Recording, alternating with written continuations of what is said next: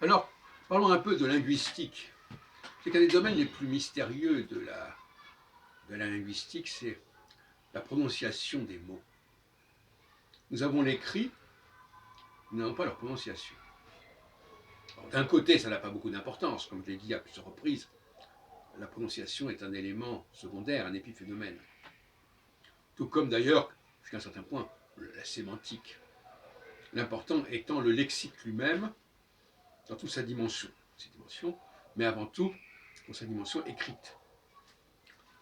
Et moi, je suis pour une mondialisation de la langue, du champ linguistique, c'est-à-dire pour supprimer les frontières entre les langues. Je crois que vous l'avez déjà compris.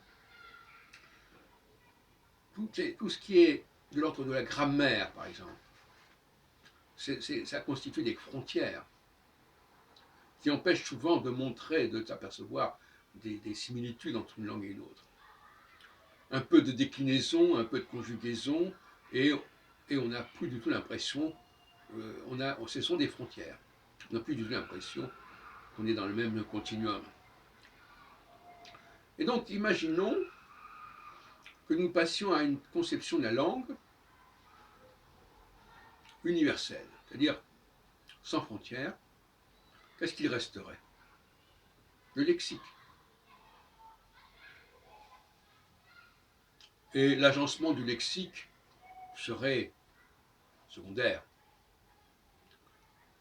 Apprendre une langue ne consisterait plus qu'à tenir compte d'un certain nombre de variables pas lexicales justement, mais plutôt au niveau de la conjugaison, de la déclinaison, de la syntaxe, pas grand-chose finalement.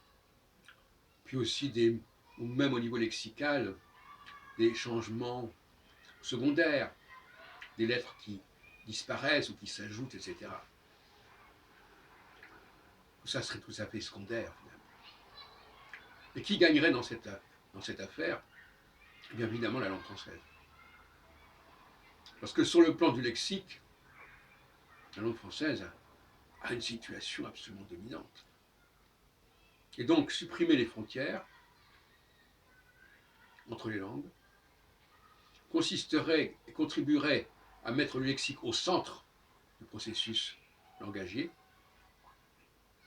On ne se perdrait pas dans les problèmes de conjugaison, déclinaison, préposition, machin truc, etc. Et à ce moment-là, bien évidemment, la langue française apparaîtrait comme la référence par excellence. En tout cas, dans le monde occidental, mais aussi dans le monde occidentalisé, qui a appris le français ou l'anglais.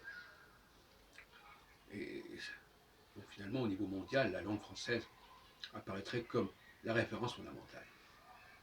Et pour cela, il faudrait faire sauter les frontières. On n'en est pas encore là.